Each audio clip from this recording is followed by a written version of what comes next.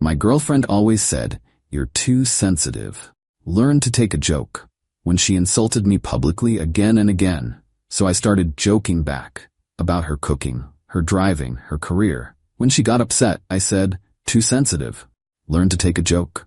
The day she realized she'd created a monster. I, 26 male, am sitting here wondering how the hell my relationship turned into a psychological experiment on double standards. My girlfriend Natalie, 28, and I have been together for 2 years. She's objectively attractive, works in fashion marketing, and has this whole brutally honest persona that her friends eat up. Problem is, her only goes one direction. It started small. Little digs at parties. "This is my boyfriend Alex. He's in accounting. I know. Thrilling, right?" At least he's consistently boring. Everyone would laugh. I'd force a smile. Later I'd tell her it bothered me. "Oh my God, you're so sensitive. It's just a joke. Learn to laugh at yourself." Then it escalated. Last month at her friend's engagement party, Alex wanted to wear his blue shirt, but I told him it makes him look like a Best Buy employee. He still wore it. Can you believe it? Now everyone's gonna ask him where the electronics section is. 60 people laughed. I stood there holding my drink, feeling like an idiot. In the car after, that was humiliating, Nat. "Babe, you're being dramatic. It's called having a sense of humor. Maybe if you didn't take everything so personally, you'd actually be fun at parties." The pattern was always the same. She'd mock me publicly, I'd express hurt privately, she'd call me sensitive, dramatic, boring, I'd apologize for overreacting. Repeat. 3 weeks ago she did it at my company dinner. My workplace event. Alex is so cute he practiced his presentation for 3 days. 3 days for a 5-minute quarterly report. I told him nobody cares about spreadsheets that much, but he insisted on being prepared. He even made note cards. My boss was there, my team was there, everyone gave those awkward sympathy laughs. That night I didn't say anything. I just made a decision. If jokes at your partner's expense were just having fun, then let's have some fun. Update 1. Started small the next morning. She made breakfast, scrambled eggs that were basically rubber. "Wow, babe, these eggs are interesting. Did you use them to practice your tennis serve first?" "I mean, they're so bouncy I could probably use them as stress balls at work." She froze. "That's mean." "It's just a joke, Nat. Don't be so sensitive." She glared but said nothing. That weekend, her friends came over for wine night. Natalie was telling them about her new campaign at work. "Oh yeah," I interjected. "Nat's Instagram campaign, the one where she spent 3 weeks choosing between 2 identical shades of beige? Revolutionary stuff. Really pushing boundaries in the beige community." Her friends looked uncomfortable. Natalie's face went red. "Alex, that's my job you're talking about. And accounting is mine. But that's never stopped you. Come on, babe, learn to laugh at yourself." The car ride incident was next week. She was driving us to dinner and nearly rear-ended someone while texting. At dinner with her parents, I casually mentioned, "Your daughter's driving is an adventure." Today she almost introduced us to the car in front of us because she had to respond to a meme. Multitasking queen. Well, if you count almost causing accidents as a task. Her dad laughed nervously. Her mom looked concerned. Natalie was speechless. In the bathroom she cornered me. "What the hell is wrong with you?" "Nothing's wrong. I'm just being funny. You know, having a personality, being fun, all those things you say I should be." "This isn't funny, it's cruel. Weird, because when you do it, it's hilarious." The realization started to dawn on her face. "This is about the company dinner? This is about 2 years of being your punchline, Nat." She stormed back to the table. Dinner was awkward. Her parents kept trying to make conversation while we sat in icy silence. Update 2. Natalie tried to have a serious talk that night. "You're being vindictive," she said. "I'm being hilarious," I corrected. "You just need to develop a sense of humor." "This is different." "How?" Because you're doing it to hurt me." "And you were doing it to what exactly? Express your love?" She couldn't answer that.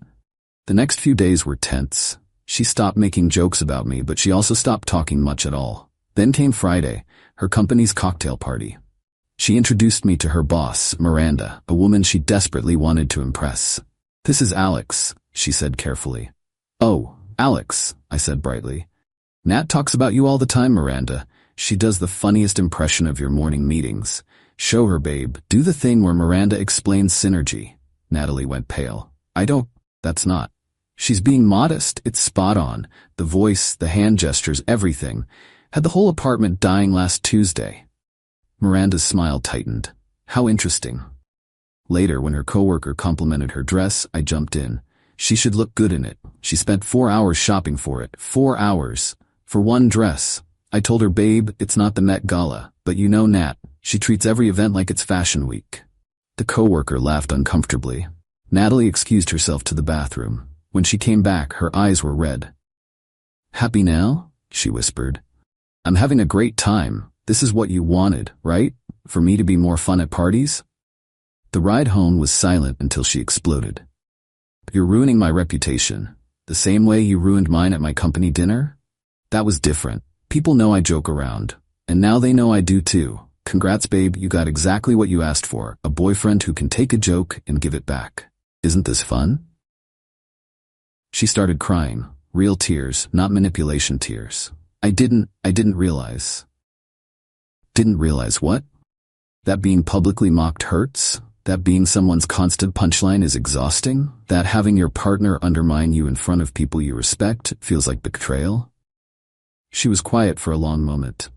I thought you knew I didn't mean it. But everyone else didn't know that. They just saw you constantly putting me down for laughs. Update 3. You'd think that conversation would have been the end of it. Nope. Natalie went nuclear. Instead of apologizing or self-reflecting, she decided I was the villain. She called her mom crying, telling her I'd humiliated her in front of her boss. Her mom called me. Alex, Natalie is very upset. This isn't like you. Actually, this is exactly like Natalie. I'm just matching her energy. Did she tell you about the 2 years she spent mocking me publicly? She says those were just little jokes. Would you think it was funny if your husband constantly told people you were boring? Or mocked your career? Or made fun of how you dressed? Silence. Then, maybe you two should consider counseling. Natalie's friend group got involved next. Her best friend Brittany texted, "Hey, Nat says you've been really mean lately. Everything okay?" I responded, "Everything's great. Just developed a sense of humor like Natalie always wanted. Funny how she doesn't like it when the jokes go both ways, though." Brittany, she's really hurt. Yeah, being the butt of jokes hurts. Who knew?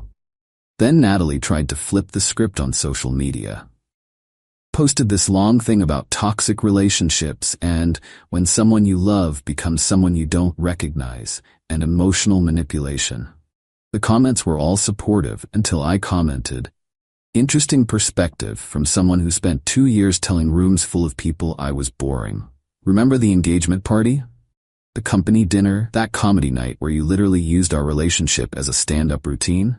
She deleted the post within an hour. But the kicker came Saturday. She organized a girls' intervention brunch and accidentally included me in the group chat planning it. "Brittany, we need to help Nat deal with Alex's emotional abuse. He's becoming a different person. It's scary." Her sister, has he always been this vindictive? No, he used to be sweet, just boring and safe, you know? Now he's mean, boring and safe. That's what she really thought of me. I screenshot everything and sent it to her with one message. "Now I understand. I wasn't your boyfriend, I was your entertainment." Update 4. Natalie panicked when she realized I'd seen the group chat. "That's not what I meant.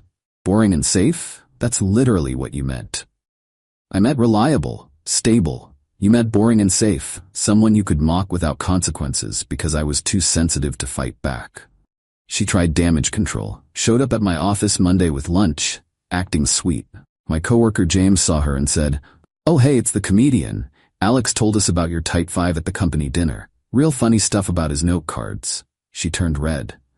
I was just being hilarious, right? I said, "James, did I tell you about her driving? Comedy gold." She left without saying goodbye. That night, she went full victim mode. Had her mom call me again, "You're being cruel to my daughter."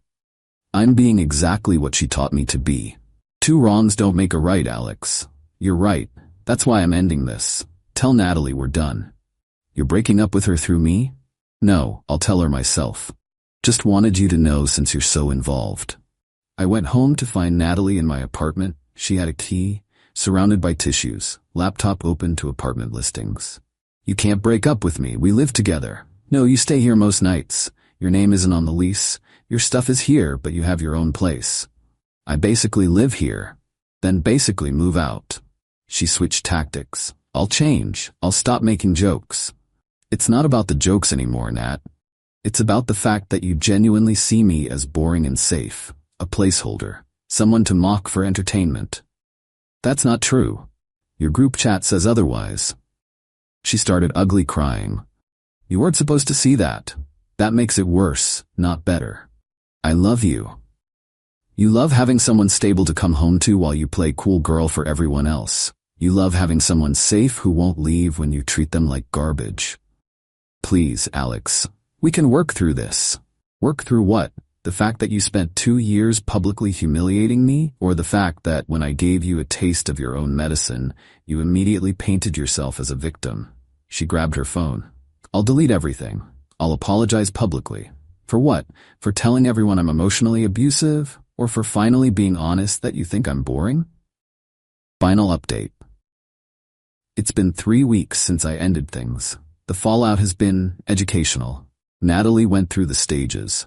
Denial, kept texting like we hadn't broken up. Wanna grab dinner? Miss you, this is silly, come over. Anger, you're a psychopath. I wasted 2 years on you. You manipulated me. I should have listened when people said you were too boring for me. Bargaining, what if I go to therapy? I'll make a public apology. Can we just start over? I'll never joke about you again. Depression. Started posting sad quotes on Instagram. Sometimes the person you take a bullet for is the one behind the trigger. Kind of cringe. Acceptance. Just kidding. She never got there. Instead, she tried to rebrand the whole thing. Told everyone I'd suddenly become abusive and she barely escaped. Posted about surviving emotional manipulation and red flags to watch for. The red flags she listed were hilariously specific. When they can't take a joke but make cruel ones. When they embarrass you in front of your boss. When they turn your friends against you. When they make you feel crazy for having feelings. Girl was literally describing herself. Her friends bought it at first. Brittany even texted me, I hope you get help for your anger issues. I replied, the only thing I'm angry about is wasting 2 years with someone who thought I was a joke. But the truth has a way of coming out. Her coworker Tom, who'd witnessed both her years of mocking me and my recent returns, reached out. Hey man, just wanted to say I get it. She used to make fun of you constantly at work events. The boring boyfriend stuff got old. You just gave her a taste of her own medicine. He wasn't the only one who noticed. My friend Mike's girlfriend told me Natalie had tried to commiserate with her about difficult boyfriends, and she shut it down. I told her, Natalie, you literally spent an entire dinner party making fun of Alex's hobbies. Remember? You called his gaming setup his Virgin Fortress in front of everyone? Oh yeah, forgot to mention that gem. The last interaction was yesterday. She sent a long email about how I broke her, and she can't trust anyone now, and she's in therapy because of my psychological warfare. I responded, Natalie, I treated you exactly how you treated me for 2 years. The only difference is you had to experience it for 3 weeks. If 3 weeks of your own behavior broke you, imagine how I felt after 2 years. Don't contact me again. She forwarded that to her friends as proof of my cruelty. Brittany actually called me. That email was harsh. Which part? The part where I pointed out the double standard, or the part where I asked to be left alone? You know what you did to her. I literally did exactly what she did to me. If it was wrong when I did it, wasn't it wrong when she did it? Long pause. That's different. Foul. She hung up. Here's what I learned. Some people genuinely believe they're entitled to treat you like garbage and expect you to smile about it. They'll call you sensitive, dramatic, boring, anything to avoid acknowledging that they're just mean. And when you mirror their behavior back to them, they'll cry abuse faster than you can say, double standard. Natalie wanted a boyfriend who could take a joke. Well, she got one. Turns out she was the one who couldn't take it. My only regret? Not doing it sooner. 2 years of being someone's punchline, thinking I was too sensitive, doubting my own feelings. All because she convinced me that cruelty was comedy and boundaries were weakness. Now I'm dating someone new, Rachel, she thinks I'm funny without needing to mock me. Wild concept, right? She actually laughs with me, not at me. Last week at a party, someone asked how we met. Rachel said, dating app. His profile said he was an accountant who games and makes spreadsheets for fun. I thought, finally someone honest. Her friend laughed. Spreadsheets for fun? Rachel smiled. Right? How refreshingly weird. I love it. No punchline, no mock embarrassment, just actual affection for who I am.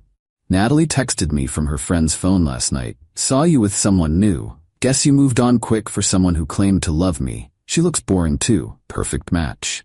I didn't respond, but Rachel saw it over my shoulder and said, is that the ex who thought making fun of you was a personality trait? Yeah. Sad. Imagine being so insecure you have to put in your partner for laughs. Exactly. Oh, and the best part? Natalie's new boyfriend apparently broke up with her after 3 months because, wait for it, she kept making jokes about him in public and he couldn't take a joke. Sometimes karma doesn't need any help. It just needs time.